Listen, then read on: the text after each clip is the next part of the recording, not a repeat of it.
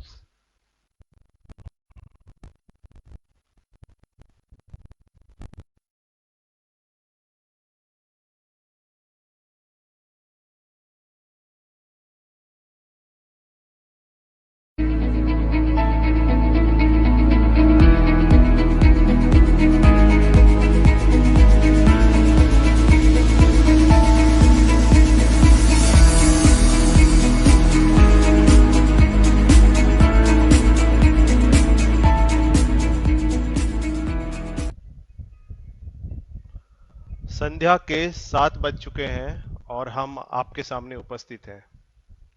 MBN news network उन मुद्दों को आपके सामने लाती है जो बहुत महत्वपूर्ण है और लोगों को इसके बारे में जानकारी होनी चाहिए। विशेषकर हम आज सामाजिक आंदोलन का बात करेंगे। लंबे समय से यह आंदोलन रुका हुआ सा लग रहा है। सामाजिक आंदोलन से जुड़े हुए हमारे साथी हमारे आज पैनलिस्ट होंगे। विषय जो आपने स्क्रीन पर देखा है वह महत्वपूर्ण है। हालात लॉकडाउन का है और लॉकडाउन में सामाजिक आंदोलन का स्वरूप, ये बहुत महत्वपूर्ण विषय है। हमारे महापुरुषों ने जो आंदोलन चलाया, इससे भी विकट परिस्थिति उस समय हुआ करती थी। लोग ही नहीं वरन गांव के गांव जला दिए जाती थी। न जाने कितनी हत्याएं और अन्य तरह की प्रताड़ना आपको इतिहास में दर्ज मिलेगा। लेकिन हमारे महापुरुषों ने उस हालात में भी रास्ता ढूंढा और हम आज जो हासिल किए हुए हैं वो उन्हीं के बदौलत है, उन्हीं मार्गों के बदौलत है। वो समय था जब शेड्यूल कास्ट शेड्यूल ट्राइब के लोग समाज से, गांव से बहुत दूर रखे गए थे। सोचिए, 22% आबादी किस हालात में जिंदगी जी रही थी। लेकिन हमारे महापुरुषों ने आंदोलन चलाया, उस विकट परिस्थिति में भी आंदोलन चलाया, तभी हम आज यहां हैं। सोचिए, एक बार सोचना बहुत जरूरी है। जो हालात निर्माण किया गया या जो हालात बन गया कोविड 19 के कारण, हमें क्या करना चाहिए? जो बुद्धिजीवी वर्ग हैं, जिनको लगता है कि सामाजिक आंदोलन बहुत इंपॉर्टेंट चीज है, उनको क्या करना चाहिए? इस हालात में किन किन माध्यमों को अपनाना चाहिए, ये समझना पड़ेगा। जो जगदीप बाबू ने कहा है कि अगर घर में आपके जवान बेटे की लाश भी पड़ी हो तो आपको ब्राह्मणवादी व्यवस्था के खिलाफ जहां चल रहा है सभा, वहां आपको शरीक होना चाहिए। क्या ये सिर्फ बोलने के लिए है या फिर इससे सबक लेने के लिए? आइए हम जानेंगे आज अपने पैनलिस्ट से। हमारे साथ आज जो पैनलिस्ट जुड़े हुए हैं वो है मूल निवासी उपेंद्र साफी सर हैं, जो वाइस प्रेसिडेंट है बाम से बिहार के। हम उनसे कुछ महत्वपूर्ण बातों पर चर्चा करेंगे, जानेंगे, समझेंगे सामाजिक आंदोलन का क्या स्वरूप है। सबसे पहले सर आपका बहुत बहुत स्वागत है एमबीएन न्यूज नेटवर्क की संध्या के परिचर्चा में। सबसे पहले आप बताइए सर कि आप सामाजिक संगठन से जुड़े हुए लोग जो लगातार बिना रुके 42 सालों से समाज में जागृति का निर्माण कर रही है, आज उसका प्रत्यक्ष अप्रत्यक्ष हम बहुत सारा परिवर्तन और उसका बहुत सारा प्रभाव समाज में दिखाई दे रहा है। आज के परिवेश में ये जो 1 साल से जो लॉकडाउन लगा हुआ है, उस हालात में इस सामाजिक संगठन को मतलब क्या बाधाएं लग रही है, क्या नुकसान आपको दिखाई दे रहा है? जी उपेंद्र सर। जी माइक को अनम्यूट कर लेंगे जी। माइक को अनम्यूट कर लेंगे सर।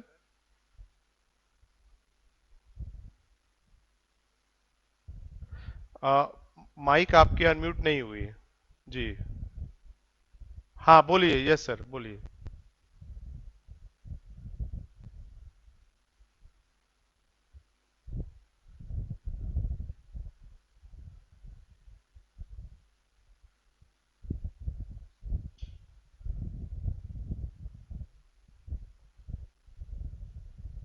धन्यवाद। जी। कि उनकी गंभीर चिंतन है, इस तरफ उनकी गंभीरता गई एमबीएन न्यूज नेटवर्क की, कि इस लॉकडाउन में समाज की चिंता उन्होंने की। इसके लिए आज हमारे साथ जो बैठे हैं माननीय मनोज कुमार जी, उनको बहुत बहुत धन्यवाद। एमबीएन न्यूज नेटवर्क के इस सब्जेक्ट डिजाइन कर्ता को बहुत बहुत धन्यवाद कि उन्होंने सामाजिक आंदोलन के प्रति चिंतित है, गंभीर है, और उन्होंने इस परिस्थिति में, लॉकडाउन की परिस्थिति में, जहां देश के अंदर कर्फ्यू चल रही है, विभिन्न ढंग की पाबंदियां है, उस परिस्थिति में आंदोलन तो उन्होंने ध्यान में रखा। मैं समझता हूं मनोज जी, जरा मेरा हेल्प करेंगे आप, कि आपने जो प्रश्न बोल रहे थे उस समय आवाज हमें कम मिल रही थी, आपके प्रश्न को मैं पूरा सुन नहीं पाया था, जी। एक बार और दोहरा। जी। सवाल ये है सर कि एक साल में आप संगठन से जुड़े हुए हैं, एक साल में क्या नुकसान हुआ? जी। हाँ हाँ। तो साहब, यह सर्वविदित है, जितने भी फूले अंबेडकरी मूवमेंट से जुड़े हुए लोग हैं, वो सभी लोग इस बात को एक्सेप्ट कर रहे हैं कि हमें इन एक वर्षों में 22 मार्च 2020 से अब तक बड़े पैमाने पर नुकसान हुआ है। और वह नुकसान जब अब सबको दिखाई नहीं देता है, लेकिन जो समाज के प्रति चिंतित है, सामाजिक मुद्दों के प्रति चिंतित है, समाज के सुख सुविधा का ख्याल रखते हैं, उनको इस बात की चिंता है। और नुकसान तो बड़े पैमाने पर हुआ है। आप जब कैडर बेस पर बात करेंगे तो कैडर बेस लॉस हुआ है। जो जी। हमें कैडर बेस सामाजिक मूवमेंट को तैयार करने के लिए कैडर बेस मूवमेंट चलती है, उसका नुकसान हुआ है। मासवेस जो हमारा मूवमेंट चलने वाला था, जिसमें जिला अधिवेशन, राज्य अधिवेशन, नेशनल कन्वेंशन और विभिन्न तरह के जयंती प्रोग्राम और सेलिब्रेट होते थे, वो सब चीज नुकसान हुआ है। इसके बाद ब्रॉड बेस पे हमारा नुकसान हुआ है। हमें जिस गति से जिस गांव तक हमें जाना चाहिए था, जिस ब्लॉक तक जाना चाहिए था, प्रखंड स्तर तक जाना चाहिए था, अंतिम की बूथ लेवल तक हमें जाना चाहिए था सामाजिक मूवमेंट को, वह मूवमेंट समाज बूथ लेवल तक जाने में अवरोधक पैदा हुआ है, और इसे मास लेवल तक जाने में ब्रॉड आकार प्रदान करने में नुकसान हुआ है। साथ ही जियोग्राफिकल लॉस हुआ है। जो देश का जो भौगोलिक स्थिति है, भौगोलिक संरचना है, उस भौगोलिक संरचना के क्षेत्र में भी हमें जिन कार्यकर्ताओं को दोहराना चाहिए, आंदोलन को दोहराना चाहिए, जाना चाहिए। हम इस विभिन्न ढंग के पाबंदी, रेल बंद, ट्रेन बंद, बस बंद, जी। उड़ान बंद, इन तमाम बंदियों के वजह से और मीटिंग पर पाबंदी के वजह से हम ज्योग्राफिकल विस्तार देने में भी पीछे पड़े हैं। ये हमारा नुकसान है। और साथ ही यह नुकसान केवल एक सामाजिक संगठन का नहीं है, यह नुकसान केवल भामसेप का नहीं है, और भामसेप के ऑफशूट विंग का नुकसान नहीं है। यह नुकसान, यह संगठन जिस समाज का प्रतिनिधित्व करता है, जिस समाज का नेतृत्व करता है, उसका नुकसान हुआ है। और उस नुकसान को मुख्य मीडिया के लोगों ने, मुख्य मीडिया के धारक पेपर के लोगों ने देश में दिखाने का काम किया है। वो रेलवे लाइन पर कटने वाला, रोड पर चलने वाला, वो कौन लोग हैं? वो इस देश के मूल निवासी बहुजन समाज के लोग हैं, जिसका प्रतिनिधित्व, जिसका नेतृत्व, जिसके सुख दुख का ख्याल करने वाली जो सामाजिक संगठन है, वाम से मूल निवासी और इसके ऑफशूट सभी विंग, उन्होंने उसको नुकसान हुआ और उसके प्रति गंभीर चिंतन हुई है। और उस चिंतन को ध्यान में रखकर आज आपने ये सब्जेक्ट लाई है, बड़े ही गर्व का बात है कि आपने समाज को ध्यान में रख करके सब्जेक्ट लाया है। जी और हम समझते हैं कि सभी लोग जो सुन रहे हैं और आगे भी जो सुनेंगे उनको इस बात का ख्याल होना चाहिए कि हमें इसमें नुकसान हुआ है और इस नुकसान की भरपाई हम कैसे करेंगे, इस पर वो गंभीर चिंतन करेंगे। जी। सर एक एक चीज और है कि हम्म, अम, लगभग हमारे हाथों में अगर हम देखें तो सोशल मीडिया का पहुंच है, एक तो ये है, ये हमारे हम्म, हाथों में एक है। ऑनलाइन के हम्म, माध्यम से हम बहुत सारे कार्यक्रम लगा सकते हैं, लेकिन जो महत्वपूर्ण बात जो मैं आपसे पूछना चाह रहा हूं हम्म, कि क्यों हमें हर हम्म, स्थिति में सामाजिक आंदोलन चलाना ही चाहिए? हम हमें क्यों प्रतिबद्ध होना चाहिए सामाजिक आंदोलन के प्रति? हालात जितने भी गंभीर हो, जितनी भी विकट परिस्थिति हो, लेकिन सामाजिक आंदोलन चलाना क्यों महत्वपूर्ण है? जी, थोड़ा कैमरा आप नीचे कर लेंगे थोड़ा सा सर। जी, हाँ बिल्कुल, हाँ सही है, वैसे बोलिए, हाँ ठीक है। धन्यवाद सर। हम्म, आपका सवाल ये है कि किसी भी परिस्थिति में सामाजिक मूवमेंट का इंपॉर्टेंस क्यों है। तो साहब, जियोग्राफी एक सब्जेक्ट है जी और सभी यूनिवर्सिटी में पढ़ाई जाती है और मिडिल स्कूल से शुरू होकर के उच्च विद्यालय यूनिवर्सिटी तक पढ़ाई जाती है। उसमें आपने पढ़ा होगा इंडस्ट्री चैप्टर, चैप्टर इंडस्ट्री पढ़ा होगा।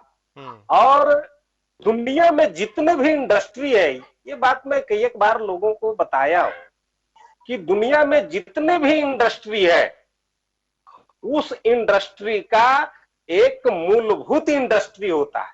जैसे भारत का संविधान है, भारतीय संविधान में जितने आर्टिकल है, जितने भाग 22 भाग है, 395 आर्टिकल है, सभी के होते हुए पूरे संविधान में एक चैप्टर है, एक भाग है जिसका नाम है भाग 3, और जो भारत के नागरिक के मौलिक अधिकार की चर्चा करता है। जी अगर उसका मौलिक अधिकार सुरक्षित नहीं हो पाएगा तो संविधान के अंदर अन्य जो आर्टिकल अधिकार वर्णन है उसको नहीं मिल पाएगा। ठीक उसी प्रकार से सामाजिक आंदोलन का महत्व इस स्तर तक है कि जैसे इंडस्ट्री में एक मौलिक इंडस्ट्री होता है जिसे मूलभूत इंडस्ट्री कहते हैं, वह है लॉ इंडस्ट्री। अगर लॉ इंडस्ट्री पूरी दुनिया में नहीं खड़ा होगा तो पूरी दुनिया में अन्य कोई इंडस्ट्री खड़ा नहीं हो सकती। ठीक हम्म उसी प्रकार से भारत में या दुनिया के किसी भी देश में, जापान हो, फ्रांस हो, अमेरिका हो, कोई भी कंट्री हो, वो अगर वहां सामाजिक आंदोलन खड़ा नहीं होगा तो राजनीतिक आंदोलन खड़ा नहीं हो सकता। राजनीतिक आंदोलन खड़ा करने का पूर्व शर्त है सामाजिक आंदोलन खड़ा करना। राजनीतिक समानता प्राप्त करने के लिए उसकी पूर्व शर्त है सामाजिक समानता प्राप्त करना, और बेगर सामाजिक समानता प्राप्त किए हुए राजनीतिक समानता प्राप्त नहीं हो सकता। और राजनीतिक समानता जब प्राप्त नहीं हो सकता तो बाबा साहब डॉक्टर अंबेडकर के द्वारा भारतीय संविधान के प्रियम्बल और भारतीय संविधान में वर्णित अधिकार को ये शासक जो विषमतावादी विचारधारा और विषमतावादी समाज से जन्म लेने वाला राजनीति है, वो हमें अधिकार दिलाने में अक्षम हो जाएगा। इसीलिए जो समतावादी विचारधारा के लोग हैं, जो डेमोक्रेटिक बिहेव के लोग हैं, उनके सामने यह सवाल सामने खड़ा है कि हमको किसी भी परिस्थिति में, चाहे विकट से विकट परिस्थिति हो, मुझे सामाजिक आंदोलन चलाना चाहिए। समाज को डेमोक्रेटिक बिहेव के बारे में समझाना चाहिए, समाज को इक्वालिटी के बारे में समझाना चाहिए, जस्टिस के बारे में समझाना चाहिए। और जब ये बात इस स्तर पर हम समाज को आंदोलित कर पाएंगे तो उससे ही राजनीति सुधर सकती है, राजनीतिक लाभ लोगों को मिल सकता है, लोगों का विकास संभव हो सकता है। इस प्रकार यह बातें यहाँ पर स्पष्ट हो जाती है कि सामाजिक आंदोलन कितना महत्वपूर्ण है। यह आप ऐसा कहना चाहेंगे कि समुद्र की गहराई से भी ज्यादा यह जरूरी है सामाजिक आंदोलन को चलाना, क्योंकि समाज में ही आदमी का जीवन होता है, समाज में ही राजनीति चलती है, जंगल में राजनीति नहीं चलती है, राजनीति पेड़ पौधे के साथ नहीं होगी, राजनीति मवेशियों के साथ नहीं होगी, राजनीति अगर मानव को करना है तो अपने समाज के साथ करेगा, और समाज का विचार अगर एक नहीं होगा तो राजनीति भी वह एक जैसा नहीं कर सकता। बाबा साहब डॉक्टर अम्बेडकर ने लोकतंत्र की लोकतंत्र के आवश्यक शर्त में ये बात कही है कि कानून के नजर में, कानून और शासक के दृष्टिकोण में सभी नागरिक समान होना चाहिए। लेकिन आप यहां पर देखें कि समाज में लोगों का सोशल स्टेटस एक ना होने की वजह से शासन कानून की नजर में एक जरूर होता है, कानून की नजर एक जरूर होता है, कानून सबके लिए बराबर बनता है, लेकिन शासक जो होता है वह अलग अलग नजर से देखता है। यह लोकतंत्र के लिए खतरा है। इसलिए राजनीति, कानून और शासन को एक लाइन में खड़ा करने के लिए समाज को समानता के लाइन में, डेमोक्रेटिक बिहेव के पंक्ति में खड़ा होना परम आवश्यक है। और इस परम आवश्यकता की पूर्ति के लिए सामाजिक मूवमेंट नितांत जरूरी है। इसको सभी लोगों को आवश्यक रूप से समझना चाहिए, इसको अपने डिसिप्लिन में ढालना चाहिए, इस नैतिक मूल्य का पालन करना चाहिए, तो ही जाकर के हम समाज का सही प्रतिनिधित्व कर पाएंगे और समाज को सही अधिकार दिला पाएंगे। हाँ, एक एक चीज आपने जो अपने विचारों में रखा उसको मैं चाहता हूं कि दर्शकों को स्पष्ट करें। जो लोकतांत्रिक व्यवहार जो आपने बात की, जो डेमोक्रेटिक जो आपने बिहेव की बात की, उससे आपका क्या तात्पर्य है? जी।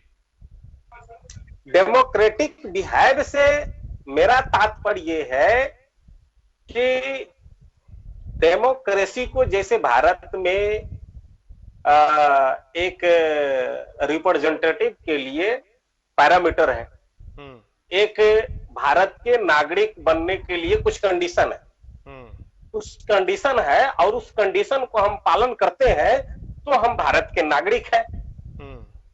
ठीक उसी प्रकार से लोकतांत्रिक व्यवस्था को स्थापित करने के लिए बाबा साहब ने जो लोकतांत्रिक चरित्र लिखे हैं उसको संगठन में, भारत के अंदर जितने भी सामाजिक संगठन है, सामाजिक संगठन में उसको लिखित तौर पे लाना चाहिए और कार्यकर्ता को समझाना चाहिए, कार्यकर्ता को पढ़ाना चाहिए और उसी के कंट्रोल में उसके नैतिक नियमों का पालन सभी कार्यकर्ता को करना चाहिए और सामने वाले को बताना चाहिए। जब सामने वाला उस नीति को जानेगा तब वह मुझे परख पाएगा कि मैं उस बिहेव से बाहर जा रहा हूं या बिहेव के अंदर हूं।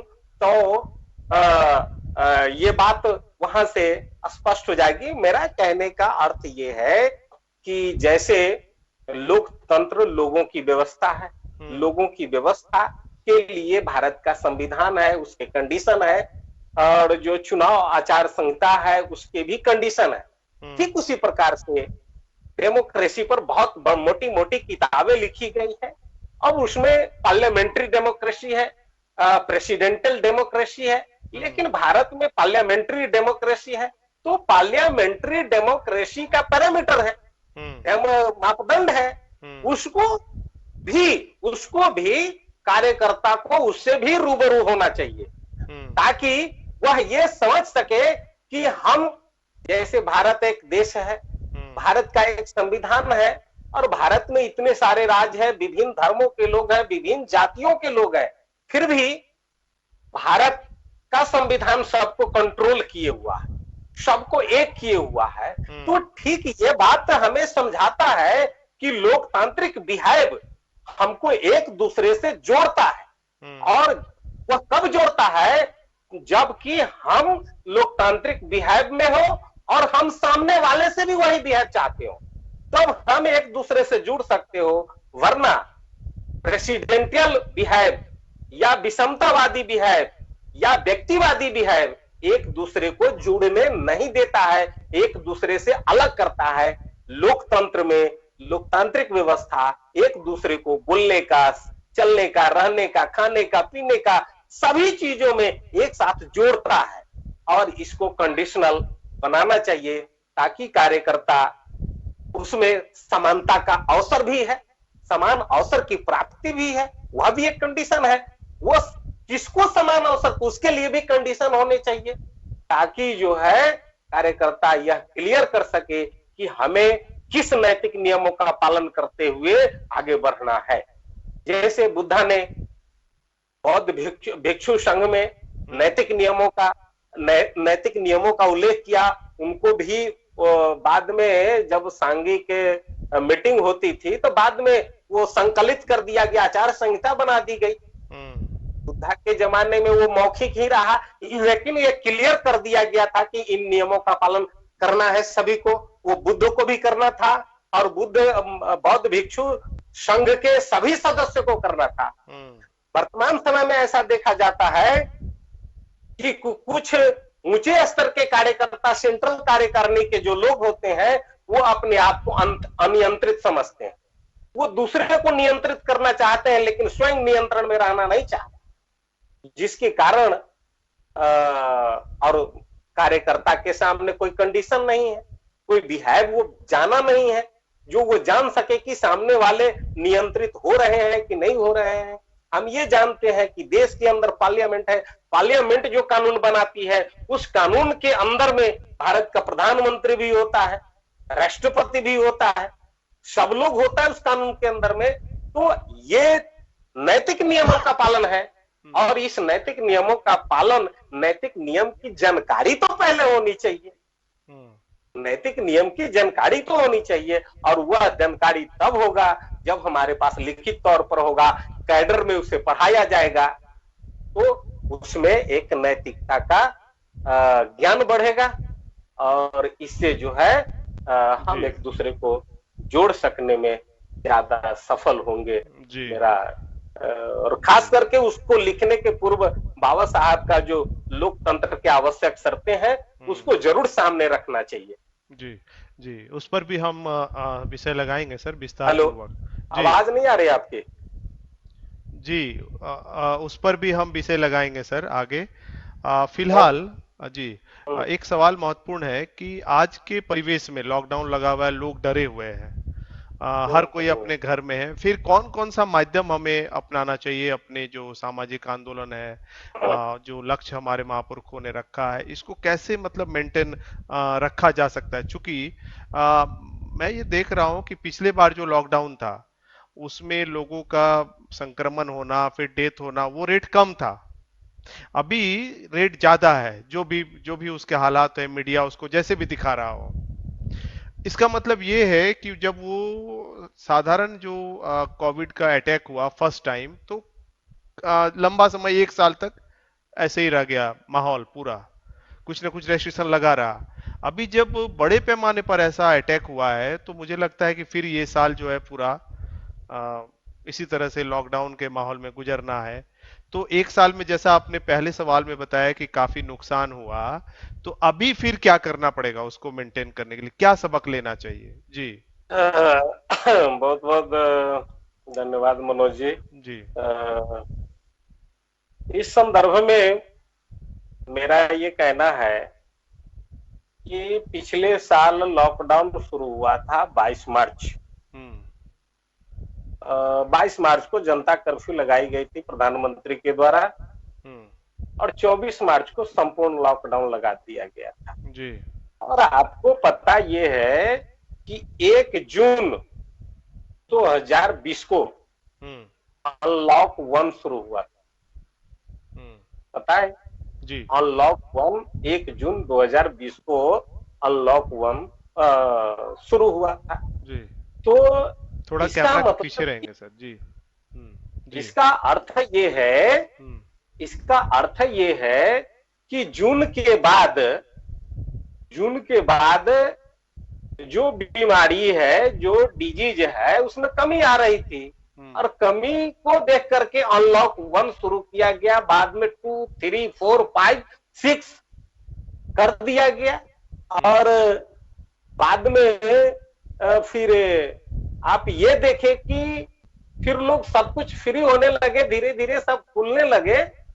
और फिर इस बार देखिए 2021 में अप्रैल, फिर मार्च में ही ये घटना घटी। जी। फिर मार्च से शुरू हो रहा है। और इसको अभी तक जो मैं पेपर मीडिया पढ़ रहा हूं, उससे सभी लोग ये नाच नौटंकी ले जाने वाले हैं 2 जून तक। फिर जून के बाद वो कुछ 1-2 फिर, हाँ 1-1 करेंगे। तो ये बातें क्लियर हो जाती है कि भाई जून के बाद ये वायरस डाउन पड़ जाता है। जबकि अब हम इसमें ज्यादा बृहत रूप में जाए, इसके लोगों को डर है, उसके डर को कैसे भगाया जाए, तो इस ढंग से क्लियरिटी देना पड़ेगा। दूसरी बात ये समझना पड़ेगा कि जब लॉकडाउन हो जाता है तो जनता के तमाम मुद्दों पर, जैसे आप देखिए कि बिहार में स्कूल कॉलेज बंद होने और नाइट कर्फ्यू लगने से पूर्व क्राइम पर चर्चा हो रही थी बिहार में, रोजगार पर चर्चा चल रही थी, शराबबंदी पर चर्चा चल रही थी।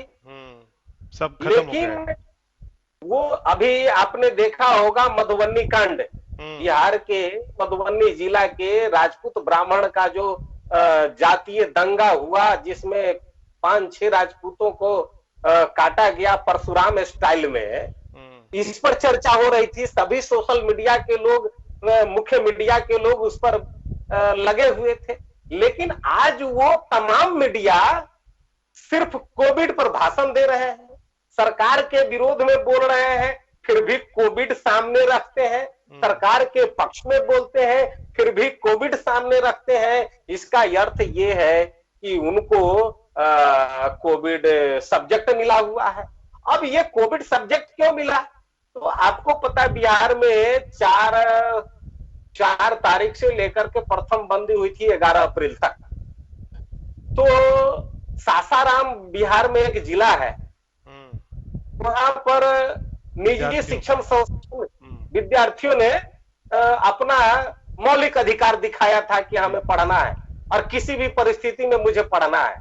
सर थोड़ा कैमरा को आप लेफ्ट कीजिए। जी जी जी ठीक है। हाँ, किसी भी परिस्थिति में पढ़ना है। और उस घटना को ध्यान में रख करके बिहार के सभी जिलों के निजी शिक्षण संस्थान के प्रेसिडेंट लोगों ने मीटिंग की थी और उन्होंने निर्णय ले लिया था कि हम अगले सोमवार से स्कूल खोलेंगे, चाहे जो हो। सभी लोग डीएम को ज्ञापन सौंप चुके थे, प्रधानमंत्री मुख्यमंत्री को कह चुके थे। तो हमारी सरकार तो समझ चुकी थी कि अब इस स्थिति में क्या होगा, कैसे लोग हमारे लॉक को तोड़ेगा। तो लॉक को भयावह स्थिति प्रदान करने के लिए सभी मीडिया को केवल एक मुद्दा दे दिया, कोविड, और सभी मुद्दा को गौण कर दिया गया। और पक्ष और विपक्ष, जो विपक्षी लोग हैं सो और विपक्ष सत्ता पक्ष के लोग हैं वो सभी एक ही स्टैंड पर है कोविड पर, और सब जनता के सारे मुद्दे गौण हो गए। चलिए उसमें हम नहीं जाना चाहते। हमारा मुद्दा ये है कि इस परिस्थिति में भी हमारा आंदोलन चलना चाहिए। और जैसे हम फिजिकली चलाते थे वैसा चलना चाहिए। हम सोचते हैं कि आपका भी ऐसा ही मंशा होगा कि जैसे हम फिजिकल चलाते थे वैसे ही हमारा ये क्या बोलते हैं, वेबकास्टिंग, ऑनलाइन सोशल मीडिया पर। तो इसके लिए सबसे जरूरी है, मैं आपको एक कमी बता दूं कार्यकर्ताओं की, और मेरी भी कमी है कि मैं, जैसे आप बहुत सारे लोगों को लिंक भेज करके जोड़ लेते, वो नॉलेज मेरे पास नहीं है और वो नॉलेज बहुत सारे वर्कर के पास नहीं है। तो इस नॉलेज के नॉलेजेबल लोगों को एक दूसरे तरीके से लिंक भेज करके लोगों को जोड़ करके इसको कैडराइज करना चाहिए, केवल टेक्निक के माध्यम में।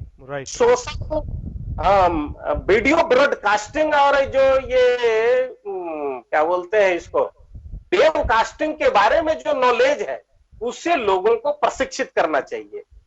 और प्रशिक्षित करके उसका वर्कशॉप कराना चाहिए उसी जगह, ऑनलाइन ही आप वर्कशॉप करा लीजिए ताकि वो पूरी तरह ट्रेंड हो जाए। फिर वो वहां से निकल करके अपने 10-5 लोगों को वो ट्रेनिंग दे, जोड़ करके लिंक भेजे, जोड़े, फिर उसको ट्रेनिंग दे।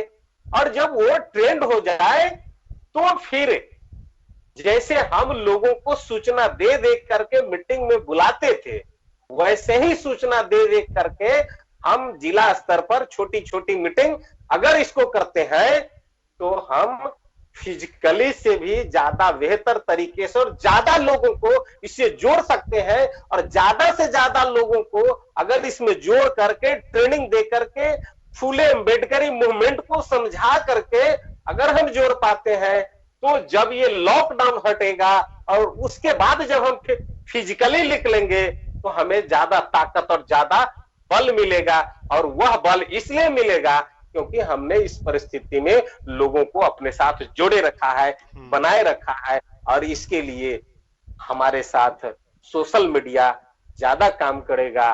वो क्या होता है, गूगल मीट, जूम, स्कीप, आप लोग ज्यादा जानते होंगे।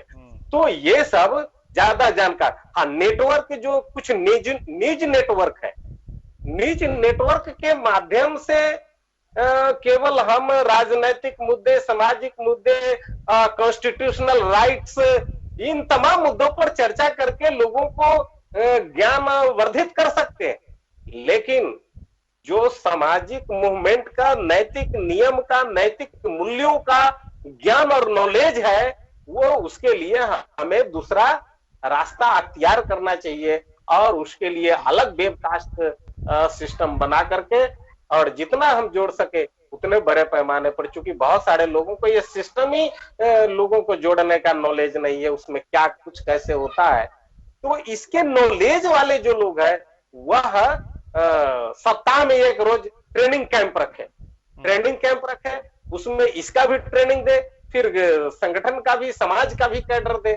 तो हम समझते हैं कि चूंकि अभी लोगों को फुर्सत है, लॉकडाउन में फुर्सत है, हम लिंक भेजेंगे, वो आधा 1 घंटा 2 घंटा, अगर उसमें ज्यादा बढ़िया कुछ बातें हो रही है तो वो संपूर्ण जुड़े रह सकता है और जुड़ करके फिर अगली बार से हमें खोज भी सकता है और हम भी उसको खोजने में ज्यादा आसान तरीके से काम कर सकते हैं।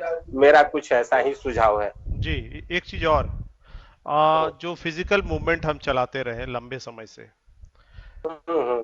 ऐसा सर महसूस हो रहा है कि जो कोविड का, जो महामारी का जो अटैक है, वो रूरल एरिया में ज्यादा है, मतलब शहरों में ज्यादा है, लेकिन गांवों के परिवेश में हम इसका प्रभाव थोड़ा कम देखते हैं। और दूसरी बात यह है सर कि भारत गांव का देश है, एक तो ये महत्वपूर्ण मसला है। अधिकतर हमारे सामने गांव है और बहुत सारे ऐसे संगठन के लोग हैं वो गांवों से भी बिलोंग करते हैं। शहर के लोग हो सकता है कि लॉकडाउन में फिजिकली वो मूव नहीं कर पाए, लेकिन क्या गांव में जो लोग हैं एक्चुअली उनका इम्यूनिटी पावर भी सर शहर के लोगों से मुझे लगता है कि ज्यादा होता है। क्योंकि मैंने देखा है गांव के जो बच्चे होते हैं वो, उसके पास ठंडा में कुछ नहीं होता, वो स्कूल से जो उसको ड्रेस मिलता है उसी ड्रेस में वो ठंडा पार करता है, ना स्वेटर है ना कुछ नहीं है। इम्यूनिटी पावर वहां ज्यादा है। तो हमारे लोग जो गांव में है उनको इस जो मूवमेंट है सर, उसको क्या बैकअप देने का काम नहीं करना चाहिए? जी उपेंद्र सर। बिल्कुल। जो गांव में जो लोग हैं वह, उनके पास इम्यूनिटी पावर कम और ज्यादा का सवाल नहीं है। वह सभी मौसम को खुले तौर पर झेला है और झेलता है, सभी मौसम से खुले शरीर से लड़ता है, जाड़ा से भी लड़ता है, बरसात से भी लड़ता है और गर्मी से भी लड़ता है। शहर के लोग पंखे की हवा से लड़ते हैं, एसी के हवा से लड़ते हैं, और जिसके कारण मार्च से जून तक का जो धूप की गर्मी है, और उसमें भी जो अभी जिस देश में बड़े पैमाने पर फैक्ट्रियां हैं और वहां से जो गैसें उत्सर्जित होती है वह वायुमंडल को दूषित करती है, वह ठंडे में रहने वाले लोगों को ज्यादा प्रभावित करती है। और शहर के देहात के लोग जो है, ग्रामीण क्षेत्र के जो लोग है, वो हर परिस्थिति में प्रतिदिन लड़ता है, इसीलिए एक दिन उसे ज्यादा प्रभाव नहीं पड़ता है। एक दिन पड़ भी गया तो वो फिर पानी पी करके बीमारी को ठीक कर लेता है, और इतना पावर है उसके पास। हम लोग का भी घर ग्रामीण क्षेत्र में ही है, और ये बात मैं कई एक बार कहा हूं कि महामारी पूरे देश में, अगर किसी को पता है तो रजिस्टर लेकर के भारत के जो 6.5 लाख गांव है उसका सर्वे करा ले, तो वहां पर क्लियर हो जाएगी। अब है कि गांव के लोगों को जोड़ने के लिए भी तो एक चीज उसमें आती है कि हम गांव स्तर पर हमारे कार्यकर्ता जाना चाहिए, उसके साथ बैठना चाहिए। लेकिन सवाल ये है कि गांव में तो निश्चित रूप से जाना चाहिए, लेकिन गांव के लोगों के दिमाग में जो मीडिया के माध्यम से, लोग भोकल मीडिया के माध्यम से एक दूसरे के संपर्क में आने की जो घृणित विचारधारा पैदा की गई है, जिसके कारण ही लोग कुछ डिस्टर्ब गांव में भी होते हैं, करते भी। तो इसके लिए जिन लोगों को सुविधा है वो फिजिकली गांव में जा सकते हैं, लोगों से बात कर सकते हैं, बैठ के कर सकते हैं। लेकिन जो लोग वहां जाने में सक्षम नहीं है, तो वहां से लिंक लाइन, बहुत सारे गांव में हमारे समाज के लोग एंड्रॉयड सेट मोबाइल चला रहे हैं, उनको भी जोड़ सकते हैं, उनको भी जोड़ सकते हैं। और एक आपको, हमें ऐसा लगता है, हमें ऐसा महसूस है कि अगर हम उसको इस तरीके से जोड़ लेते हैं तो उनको थोड़े से माइंड में कुछ अलग ढंग के विचार बनते हैं। तो कल तक वो ये चीज किसी ने उनको जोड़ा नहीं होगा, आज हम जोड़ रहे हैं। इसी पर बाबा साहब के संदर्भ में, फूले साहब के संदर्भ में, बुद्ध के बारे में, संत रैदास, कबीर, तुकाराम के बारे में जानकारी दे रहे हैं, उनके विगत प्राचीन कालीन इतिहास की जानकारी दे रहे हैं, उनके पूर्वजों के साथ जो हुआ उसकी जानकारी दे रहे हैं। हमें जो आज सुख प्राप्त हुआ वह किनके बदौलत हुआ, किस कारण से हुआ, वो कैसे प्राप्त हुआ, ये सब तमाम चीजों की जानकारी देते हैं। तो हो सकता है कि दूसरे बार वो फिजिकली ही कहीं हमें बुलावे, और हमें दिन में समय है, हमें 2-4 घंटा के लिए चले जाना चाहिए, इससे भी मूवमेंट आगे बढ़ता है। चलिए, हम सर अभी अंतिम पड़ाव में हैं, लेकिन एक जो अभी महत्वपूर्ण घटना जो पूरे भारत में चल रहा है, लोग, हमारे पिछड़े वर्ग के लोग संवेदनशील काफी ज्यादा है, उस संदर्भ में एक राय लेंगे, फिर हम विषय में आपका संदेश लेंगे सर अंतिम। अभी हाल फिलहाल में एक घटना आप भी परिचित होंगे, डीएम शैलेश यादव का। उस घटना में हमारे लोग बहुत मतलब सेंसिटाइज हो गए, और उन्होंने उनका काफी समर्थन किया। अब जो भी हो, सोशल मीडिया का एक प्रेशर बना वर्ग पर। लेकिन एक जो महत्वपूर्ण बात जो मेरे दिमाग में आ रही है सर, कि जो जितने बड़े पदाधिकारी हैं, आज उनको समाज का साथ मिला, पूरा सोशल मीडिया, पूरे भारत के लोगों ने ट्रेंड किया, और ये एक उनको एक प्रोटेक्शन एक दिया। लेकिन जो बड़े पदाधिकारी हैं, क्या वो कभी समाज के प्रति, डीएम हो चाहे एसपी हो, वो समाज के प्रति कभी इतने डेडिकेटेड दिखाई देते हैं क्या? क्या वो बाबा साहब अम्बेडकर का, मतलब एक डीएम होने के और एक एसपी होने के जो सामाजिक दायित्व, उस संदर्भ में आपसे चर्चा कर रहा हूं। समाज ने उनको हाथों हाथ ले लिया आज के परिदृश्य में जो भी घटना घटा।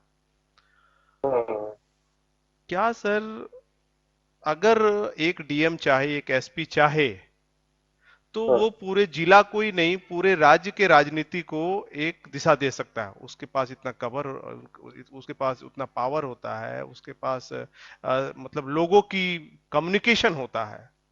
लेकिन अक्सर ये दिखाई देता है कि वो उसी सिस्टम को मजबूत कर रहे होते हैं जिस सिस्टम का आज वो शिकार हुए हैं। फिर सामाजिक, जो समाज का जो सहयोग है, वो इस तरह से उनको प्रोटेक्ट करके, मतलब क्या इसमें आपका क्या विचार है सर? क्या आपको लगता है? तो देखिए, आपकी बात को जो मैं समझा, हम्म। वो ये समझा कि अभी त्रिपुरा में जो डीएम साहब ने एक ब्राह्मण को थप्पड़ मारा, हम्म। वो वीडियो मैं देखा। हम्म। और देश के अंदर जो ब्राह्मणिकल सोशल मीडिया है या मुख्य मीडिया है, हम्म। उनका विश्लेषण भी मैं देखा। हम्म। और सारे विश्लेषण सुनने के बाद हमें ये समझ में आया कि डीएम पर वो लोग गुस्सा इसलिए है, इसलिए नहीं है कि उसने लड़का को भगाया या लड़की को भगाया या बाराती को भगाया, इसलिए वो मीडिया गुस्सा नहीं है, हम्म। इसलिए नहीं है। उनका गुस्सा सिर्फ ये है कि उसने उस शादी कराने वाले ब्राह्मण को एक थप्पड़ मारा, पता नहीं कितना जोर से मारा, कितना तगड़ा लगा। हमें तो अब उस समय तो वो जिसको लगा वो जानता होगा कि कितना उसको तकलीफ हम्म। लगा। लेकिन मामला यही है कि उसने ब्राह्मण को थप्पड़ मारा। हम्म। तो यह बात मैं वास्तविकता के तौर पे मैं लिखा भी हूं और मैं बोलता भी हूं हम्म। कि ब्राह्मण को थप्पड़ मारना हिम्मत की बात। हम्म। मैं बोला तो हिम्मत की बात है। ब्राह्मणवाद के विरुद्ध बोलना सबसे ज्यादा हिम्मत की बात। हम्म। थप्पड़ मारना हिम्मत की बात है और बोलना सबसे ज्यादा हिम्मत की बात है। और उस पर आपने कही कि हमारे जो समाज के आईएएस आईपीएस जो लोग हैं, उनके पास क्या है। आपने कहा कि लोगों का कनेक्शन उनको ज्यादा है। आपके सामने बहुत सारे समाज के आईएएस आईपीएस लोग अपना कनेक्शन लोगों से जुड़ाए, हम्म। जोड़े। बिहार के अंदर मैं देखा, और जब वो सेवानिवृत्त होने के बाद इलेक्शन में गए हम्म। और चुनाव करके आए, हम्म। चुनाव हार करके आए, हम्म। तो इससे क्या क्लियर निकलती है कि जब वो कुर्सी पर थे तो लोग उनसे जो कनेक्टेड थे वह उनके पद के प्रभाव से कनेक्टेड थे, हम्म। मॉरल बेस पे कनेक्टेड नहीं थे। हम्म। मॉरल बेस अगर कनेक्टेड होते तो जिस एरिया से वो आईएएस और आईपीएस चुनाव लड़ने गए थे, वो तमाम मॉरल कनेक्टेड लोग उस एरिया में कूद जाते उनको जिताने के लिए। हम्म। लेकिन मोरल बेस पे जुड़े नहीं, जुड़े प्रभाव बेस में। और प्रभाव तो जानते हैं वो प्रेसिडेंशियल होता है, राजतंत्रीय प्रभाव होता है। मोरली डेमोक्रेटिक वह प्रेम पूर्वक जुड़ते हैं, एक कंडीशनल जुड़ते हैं। अब आता है कि वो अगर सामाजिक मूवमेंट को, जैसे आज समाज, इस देश के जितने भी बैकवर्ड क्लास बेसेज ऑर्गेनाइजेशन है, जितने भी फूले अंबेडकरी आंदोलन वेसेज ऑर्गेनाइजेशन है, सबको मैं देखा कि शैलेश यादव के समर्थन में उतर चुका है। और अगर पार्लियामेंट एक्शन लेता है शैलेश यादव के खिलाफ में, तो ये लोग ईंट से ईंट बजाने के एकदम दम रखे हुए हैं। इतना मैं देख रहा हूं सोशल मीडिया पर वो तमाम चीजें कि हम्म। जहां भी लड़ जाए वो लड़ने के लिए तैयार हम्म। है। लेकिन अब सवाल पैदा ये होता है कि शैलेश यादव आईएएस या देश के अंदर उनके जैसे जितने भी आईएएस है आईपीएस है, उनके खिलाफ या उनके समाज के खिलाफ सही काम करने के लिए कोई एक्शन ना हो। अगर शैलेश यादव वहां नहीं जाता, वहां छोड़ देता, तो वहां की जो सरकार है लॉकडाउन की जो नियम लगाए हैं उसका उल्लंघन होता, कल को वही मीडिया उसी नियम के उल्लंघन का लेकर के और मुख्य मीडिया में देता और उस कलेक्टर के एसपी के धज्जी धज्जी उड़ा देता ना। हम्म। कहते हैं कलेक्टर काम नहीं कर रहा है, ये कलेक्टर को काम करने का तरीका पता नहीं है। और जब हम्म। तरीके में आ गया तो भाई थप्पड़ किसी को लग सकता है, शैलेश यादव ब्राह्मण को थप्पड़ नहीं मारा है, वो हम्म। एक आम नागरिक को मारा है, लॉकडाउन तोड़ने वाले को मारा है। हम्म। ब्राह्मण को लगा कि यार तो ये मेरे थोबड़ा पर मार दिया, हम्म। ऐसा लगा, ऐसा लगा। और इसीलिए उसने, वहां बीजेपी की सरकार है तो थोड़ा सा ज्यादा, और देश में बीजेपी की सरकार है इसलिए थोड़ा ब्राह्मण सभा अपने पैड पर लिख दिया। तो इस हम्म। देश में बहुत सारे बैकवर्ड क्लास के संगठन है, वो भी अपने पैड पर लिख रहा है। और पार्लियामेंट जब एक्शन लेगी तो हमें ऐसा लगता है, सोशल मीडिया पर जो आक्रोश मैं देख रहा हूं दुश्मनों के खिलाफ में, वो अभी रोड पर उतर जाएंगे। हम्म। लेकिन यहाँ सवाल ये पैदा होता है कि हमारे समाज के सेवानिवृत्त आईएएस और आईपीएस, राइट। दो तरह के लोग हैं। हमारे समाज के सेवानिवृत्त आईएएस और आईपीएस, उनका भी प्रभाव कम नहीं है। समाज में जाएंगे तो सेवानिवृत्त आईएएस आईपीएस का जब उनका डिजिग्नेशन लोग पढ़ेगा तो ऐसे ही लोग उनके साथ खड़े हो जाएंगे, हम्म। है ना। तो सवाल जो कार्य क्षेत्र में है, जो कार्य क्षेत्र में आईएएस आईपीएस है, वह दुश्मन सरकार होने के वजह से कुछ अपने ऊपर एक्शन, नॉन एक्शन के वजह से वो नहीं आते हैं। लेकिन हमारे समाज के जो सेवानिवृत्त आईएएस आईपीएस है, उनको तो समाज को, सामाजिक मूवमेंट को सपोर्ट करना चाहिए और साथ ही सामाजिक मूवमेंट में खड़ा होना चाहिए, और यहां तक कि सामाजिक दिशा और राजनीतिक दिशा बदलने की कोशिश करनी चाहिए। समाज उनकी राह देख रहा है, ये जिम्मेवारी उनको लेना चाहिए। एक हम चीज और सर, मैं जबरदस्ती। मैं आपको यहाँ पे रोकूंगा। मैंने ये देखा है जो 15% के लोग हैं, मनुवाद मानने वाले लोग, विषमतावादी लोग जो सर्विस में है, किसी भी पोस्ट में है, वो अपने सामाजिक दायित्व को निभाते हुए आपको सड़क पर दिखाई देंगे, भाषण देते हुए दिखाई देंगे। मैंने कई बार अजीत डोभाल को देखा है, बोकारो में वो ट्रेनिंग देने के लिए आते हैं, जबकि वो सर्विस सेक्टर पे है। और ये उनका फंडामेंटल राइट भी है सर, कि हम अपने लोगों के पास जा सकते हैं, उनको समझा सकते हैं, उनसे हम कनेक्शन बना के रख सकते हैं। एक एक पहलू मान लेते हैं कि जो लोग लॉ में है, जज है, उनके लिए कुछ प्रोटेक्शन, कुछ विशेष बंधन है।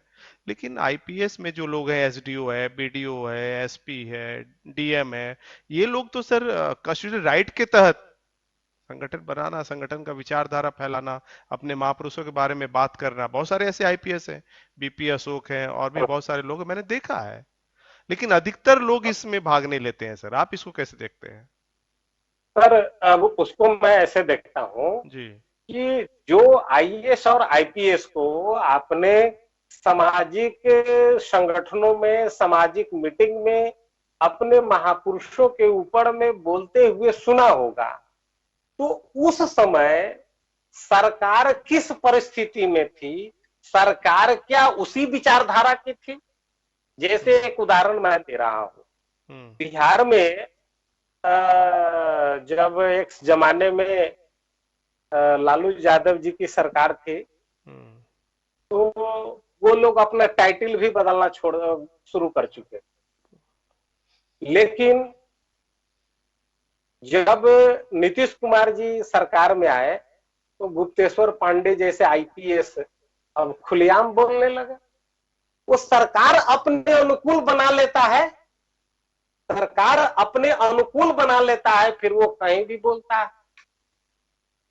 फिर वो कहीं भी बोलता है। हम्म। फंडामेंटल राइट होते हुए भी, फंडामेंटल राइट होते हुए भी वह नाजायज कर सकता है अगर मनोनुकूल सरकार न हो। आप एक बात, उस समय आपको याद होगा, उस समय बिहार और झारखंड साथ में थी। 15 नवंबर 2000 ईस्वी को बिहार झारखंड का बंटवारा हुआ हम्म। और बिहार में 1991 में राजनीतिक परिवर्तन हुई थी, राजनीतिक परिवर्तन हुई थी। तो वहां पर आप देखे बिहार में एल के अडवाणी को अरेस्ट किया गया। हम्म। ये किस विचारधारा के लोग हैं? अब जिस विचारधारा के लोगों ने, जिस विचारधारा के लोगों को अरेस्ट किया, जिस विचारधारा के लोग अरेस्ट हुआ, उस विचारधारा के लोग उस विचारधारा के आईएएस और आईपीएस किसी सोशल मूवमेंट में बोलते हुए नजर नहीं आएंगे। दूसरी बात आप ये देखे होंगे कि वो जितने दिन कार्यकाल था, एक विश्व हिंदू परिषद के नेता थे जिसका नाम प्रवीण तोगड़िया था, वो बिहार आने में हरकता था, डरता था, शाखा लगाने में भी घबराता था। लेकिन उसने एक रास्ता खोजा और उसने जब नीतीश कुमार को सपोर्ट करके सरकार बनाया तो अपनी शाखा भी चलाया। शाखा चला करके वो नीतीश कुमार को सपोर्ट करना उसका मकसद नहीं है, उसका मकसद है अपने ब्रांच को बढ़ाना, और ब्रांच को सरकार को सपोर्ट करके ही हम उसके नीचे ब्रांच खोल सकते हैं। सरकार को सपोर्ट करके अपना ब्रांच खोल सकते हैं ताकि सरकार हमें कुछ कहे नहीं। आप यूपी में देखें, जिस सरकार को 4 बार बीजेपी सपोर्ट किया तो बार बार सरकार गिरती थी तो बहन जी क्या कहती थी, अरे हमने बीजेपी को जितना ठगा उतना लोगों ने हमको साथ दिया। और बीजेपी ये सोचा कि जितना बार मैं तुम्हें सपोर्ट दिया उतना ज्यादा मैं आरएसएस का ब्रांच खोला यूपी में, और वह ब्रांच खुलते खुलते इस स्तर तक ब्रांच खोल दिया कि वहां दोनों साफ हो गए और तीसरे आ गए। बिल्कुल। जिस जिस यूपी में बहन जी और अखिलेश के अलावा दूसरा कोई सूझ नहीं रहा था, वो सबको साफ करके हिंदुत्ववाद चढ़ गया। तो आप ये देखें कि उसके पीछे जो हमको सपोर्ट कर रहा है वो हमारे घर के बगल में दुकान कौन सा खोल रहा है। अगर एक शराब के ठेकेदार किसी सरकार को सपोर्ट करता है तो इसलिए कि उसको शराब के ठेका खोलना है, उसको सरकार को सपोर्ट में नहीं रखना है, उसको शराब का ठेका खोलना है। ये बात हमको ध्यान में रखना चाहिए कि जो आईएएस आईपीएस सामाजिक संगठनों में आकर के बोलता है तो कहीं न कहीं तत्कालीन सरकार उसके मनोकुल होता है, और जो ही सरकार चेंज होती है तो उसका भी अपना रवैया चेंज करता है। ये बात हमारे जो कार्यकाल में बने हुए लोग हैं उनके लिए हो सकता है, लेकिन जो सेवानिवृत्त आईएएस आईपीएस है उनको तो अब किसी बात की नहीं, ये पूरी तरह के फुल्ली फंडामेंटल राइट का उपयोग करना चाहिए और समाज के बीच जाना चाहिए, क्योंकि उनको हर हालत में बात समझना होगा कि सामाजिक आंदोलन एक अच्छे सामाजिक आंदोलन एक अच्छे राजनीतिक आंदोलन को जन्म दे सकता है, और एक अच्छे राजनीतिक शक्ति ही भारतीय संविधान को लागू करने में और भारतीय संविधान को सर्वश्रेष्ठ साबित करने में सक्षम होगा। ऐसा बाबा साहब का भी सुझाव था। ये बात हम सब लोगों को समझना चाहिए था। हमें ऐसा ही शैलेश यादव से संदर्भ लेते हुए मुझे इस संदर्भ में इतना जी जी, बहुत बहुत धन्यवाद। अब हम आते हैं सर अपने कार्यक्रम के अंतिम पड़ाव में। जो आज हालात बना हुआ है, लोग डरे हुए हैं, भयभीत हैं, बहुत सारे लोग डर से जो है प्राण मतलब उनका जा रहा है, कोविड से कम जो अस्पताल जा रहे हैं वो मर रहे हैं। ओवरऑल आप जो आज के जो माहौल है, आज का जो विषय है, उस संदर्भ में आपका मैं अंतिम जो आपसे सवाल रख रहा हूं कि उस संदर्भ में और फिर आज का जो विषय है उस संदर्भ में आपका क्या संदेश होगा। जी देखिए, वो कोरोना वायरस का नाम है, बीमारी का नाम नहीं है। कोरोना वायरस का नाम है, बीमारी का नाम नहीं है। बीमारी का नाम है सर्दी, खांसी, बुखार, निमोनिया, टाइफाइड, ये बीमारी का नाम। अब हमारे लोगों को ये समझना चाहिए, लेकिन ये सरकार तो कहती है कि कोरोना हो गया, कोरोना से मर गया। देखिए, सरकार राउंड फिगर में समझाती है ना। सरकार राउंड फिगर में, जैसे अरे उससे पहले एक वायरस आया था, वो बहुत होता है एड्स। एड्स क्या है, वायरस है कि रोग है? एड्स तो रोग है सर। और HIV वायरस है। HIV वायरस है, राइट। डिजीज कौन है? एड्स।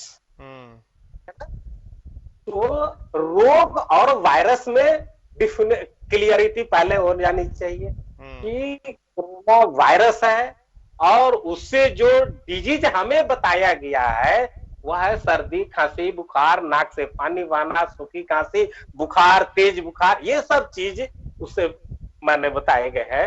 देखिए, गवाही देने वाले कुछ झूठ गवाही देते हैं, कुछ रियल गवाही देते हैं।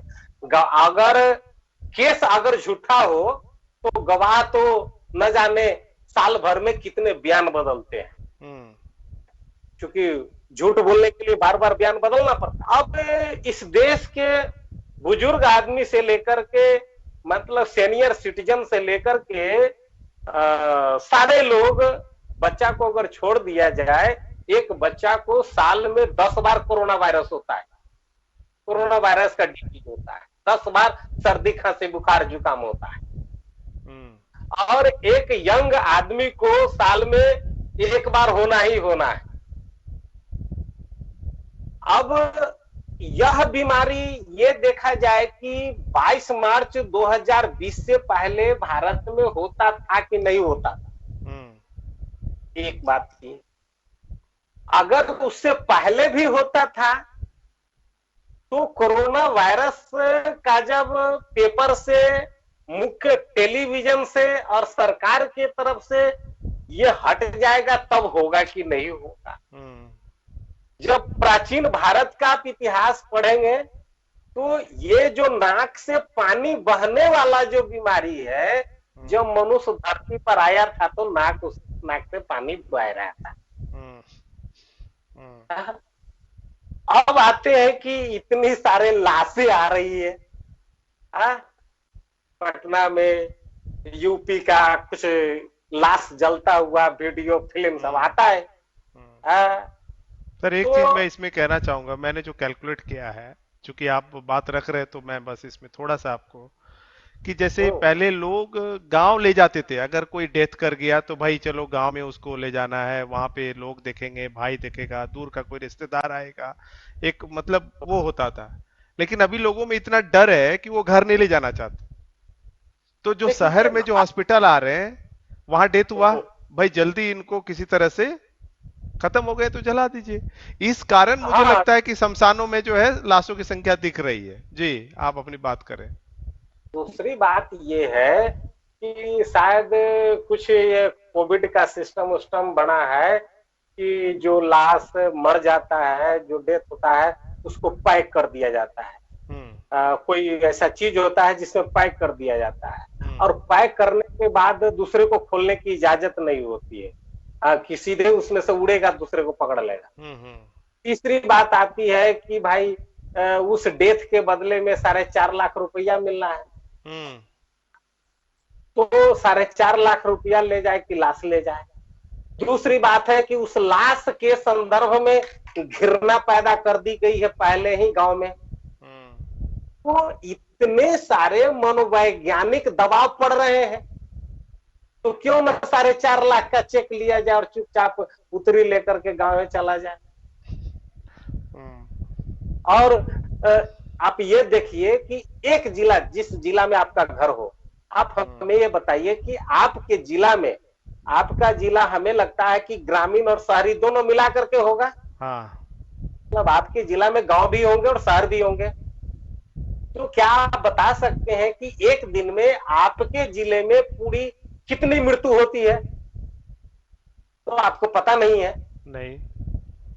नहीं पता है, हमें भी नहीं पता है। हम्म। हम ये कहना चाहते हैं कि पटना हो, लखनऊ हो, दिल्ली हो, ये शहरी इलाका है, और शहर में शमशान सौदागृह सेलेक्टेड जगह होता है, और हम्म। सभी लोग जो 100 लेकर आएंगे उसी जगह पर आएंगे। हम्म। और चूंकि सबको कोविड कहिए दिया गया है, तो अब एक बात और जानते हैं, हम लोग को मीटिंग को कभी कभी थोड़ा लेट कर देते हैं। क्यों? क्योंकि कुछ लोग आने वाले होते हैं, थोड़ा भीड़ लगाने के लिए थोड़ा लेट कर देते हैं हाँ, हाँ। कि भाई भीड़ लग जाए।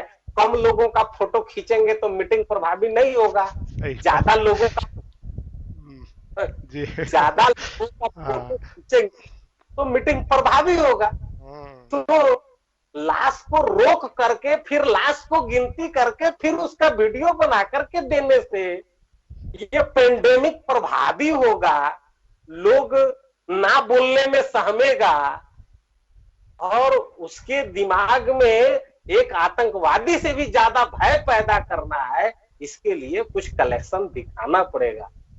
नहीं तो अभी तक ले आप देखिए, हमारे अशोक परमार साहब गए, जी।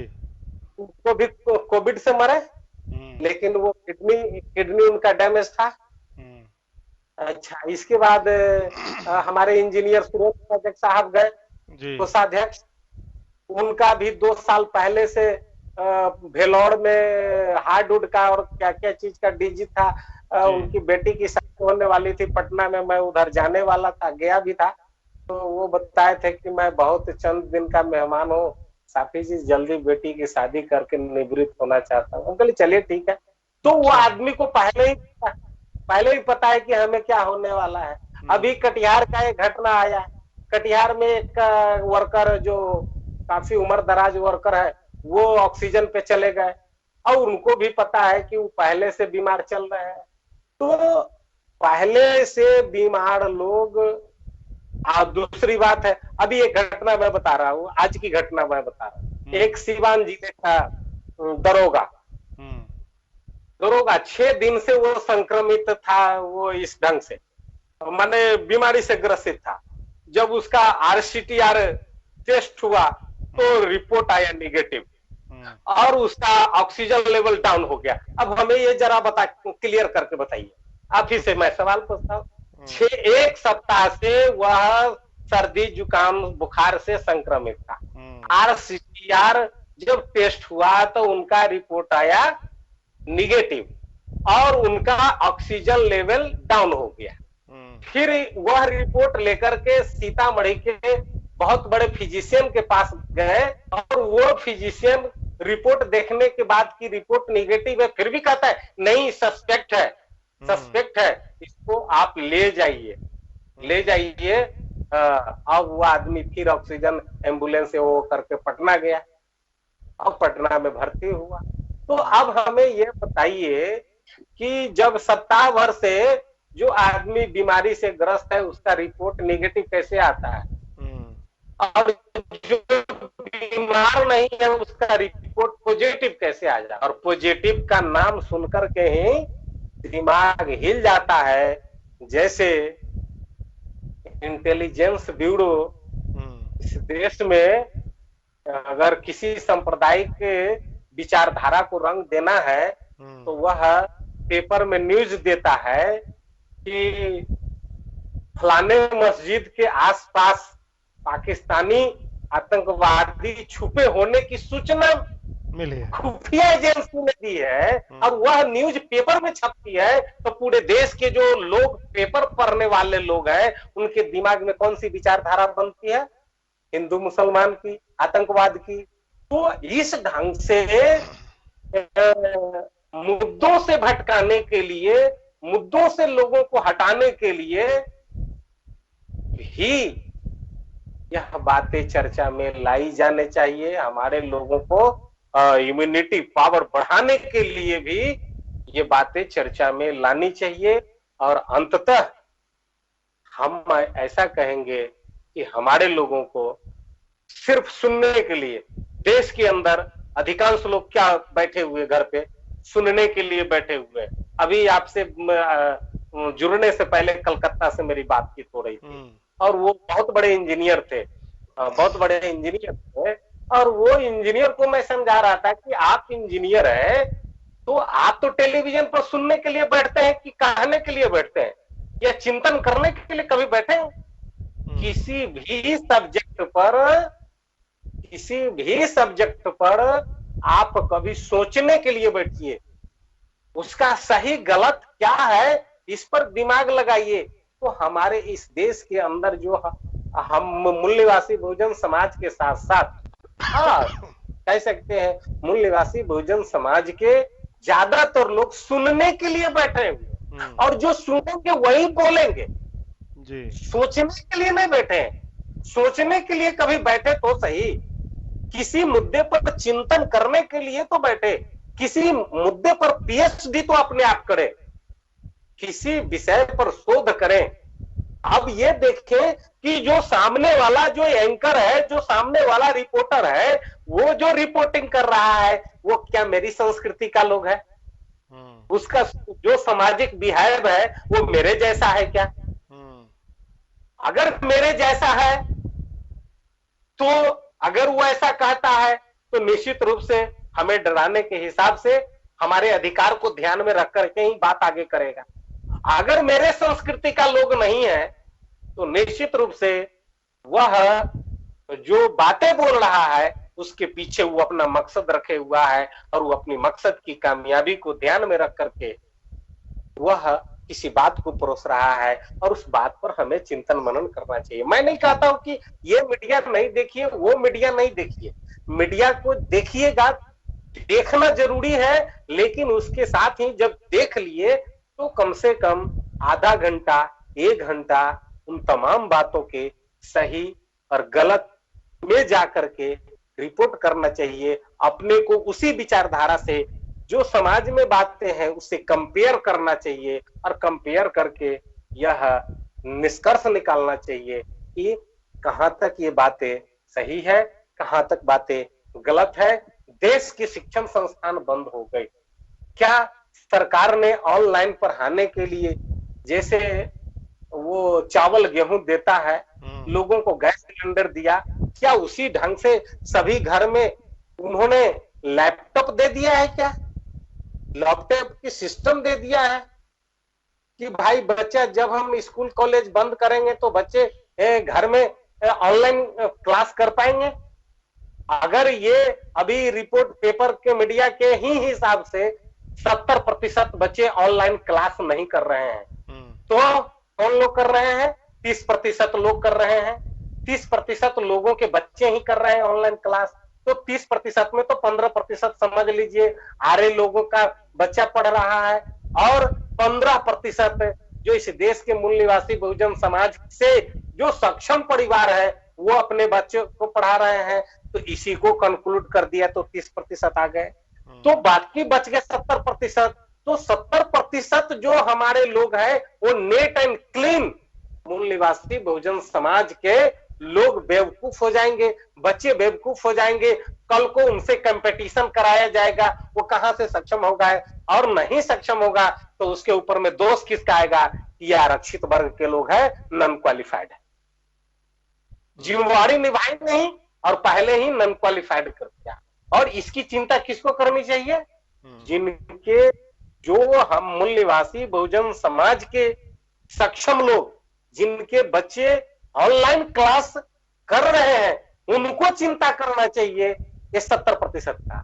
अगर वो 70% की चिंता नहीं किए तो 70% उनका साथ छोड़ देगा, और 70% जब उनका साथ छोड़ देगा तो दुश्मन को पता जब हो जाएगा कि 70% इन 15 का साथ छोड़ दिया, तो फिर वो 15 वाले उन 15 को भी अपने साथ रहने नहीं देंगे, उनको भी पहुंचा देंगे 70 के साथ, तो फिर ये कुल मिलकर के 85 हो जाएंगे। ये भयावह स्थिति होने वाली है, ये भयावह स्थिति होने वाली है। ऐसे ही समाज से समाज को अलग किया जा रहा है। तो इससे निदान ये है कि सभी लोगों को ऐसे चर्चा में भाग लेना चाहिए और इन बिंदुओं पर चिंतन मनन करना चाहिए। बुद्धा ने मैं इस पर इतने क्लियर बात क्यों कहा, क्यों इतना मैं डिटरमाइंड हूं। बुद्धा ने जब कहा, बुद्धा की वो लैंग्वेज सब लोगों को पता है कि बुद्धा ने कहा कि किसी भी बात को इसलिए मत मानना, कि बहुत सारे लोगों ने कहा है किसी भी बात को इसलिए मत मान लेना कि बहुत मोटे ग्रंथों में लिखा है, और किसी भी बात को इसलिए मत मानना कि बहुत बड़े लोगों ने बोला है। क्या तो ये मूवमेंट चलाने वाले लोग बुद्धा की उस बात को भूल गए क्या, या बुद्धा के वो थॉट आज गलत हो गया क्या? तो सवाल आता है कि भाई मेडिकल रिसर्च इंस्टीट्यूट कह रहा है क्या? मेडिकल रिसर्च इंस्टीट्यूट बोल रहा है ना, तो मेडिकल रिसर्च इंस्टीट्यूट को बैठाया किसने है? सरकार ने बैठाई है ना। मेडिकल रिसर्च इंस्टीट्यूट को किसने बैठाया? सरकार ने बैठाया ना। और वह इंस्टीट्यूट भी तो सरकार के नियंत्रण में है, और सरकार चाहेगी तब वो रिजल्ट देगा, जैसा चाहेगा वैसा रिजल्ट देगा। एक उदाहरण मैं बता रहा हूं जी, कंक्लूड भी करेंगे सर जी। आप इधर भी एक यूनिसेफ की संस्था गई होगी, प्रथम संस्था। प्रथम संस्था ने जब देश के ग्रामीण क्षेत्र के सरकारी शिक्षण संस्थान का इवैल्यूएशन किया था तो बड़ा पुअर रिपोर्ट आया था। उसने रिपोर्टिंग की थी क्योंकि 5वीं क्लास के बच्चे जोड़ घटाव नहीं जानते हैं। लेकिन वह यूनिसेफ की प्रथम संस्था अब वो बतावे कि वो झूठ बोल रहे हैं कि बिहार सरकार या कोई भी राज्य सरकार का जो बोर्ड रिजल्ट दे रहा है वो झूठ बोल रहा है। बिहार सरकार तो दे रहा है इतने बच्चे फर्स्ट क्लास, इतने बच्चे 94% मार्क्स लाए, 95% मार्क्स लाए। वह भी कहां से? बिहार बोर्ड के ही बच्चे हैं ना, जिसके बारे में प्रथम संस्था ने रिपोर्ट गलत किया। तो कौन संस्था गलत बोलता है? और ये कोई भी गलत बोल रहा है, कोई भी सही बोल रहा है, तो किसके प्रभाव में बोल रहा है? तो मेडिकल रिसर्च इंस्टीट्यूट जो रिपोर्ट कर रहा है, अभी एक घटना हम लोग ये बराबर सुनते हैं, डॉक्टर ही रिपोर्ट को ग्रेवियस और सिंपल बनाते हैं ना। सिंपल को ग्रेवियस, ग्रेवियस को सिंपल बनाते हैं कि नहीं बनाते डॉक्टर? केस को ट्रू और फॉल्स हमारे पुलिस पदाधिकारी करते हैं कि नहीं करते हैं? वो किसके प्रभाव में करते हैं? राजनेता के प्रभाव में, पैसे के प्रभाव में करता है कि नहीं करता है? अभी यूपी में घटना घटी, एक लड़की का बलात्कार हुआ और रात में उस लड़की की जान मार दी गई और फिर 2 बजे रात में लाश जला दी गई और डॉक्टर रिपोर्ट करता है कि इसके साथ बलात्कार नहीं हुआ। वो डॉक्टर क्या बोल रहा है? रिपोर्ट बदल रहा है ना। तो मेडिकल इंस्टीट्यूट रिपोर्ट बदल सकता है, तो इसमें कहां कोई बहुत बड़ी बात हो सकती है।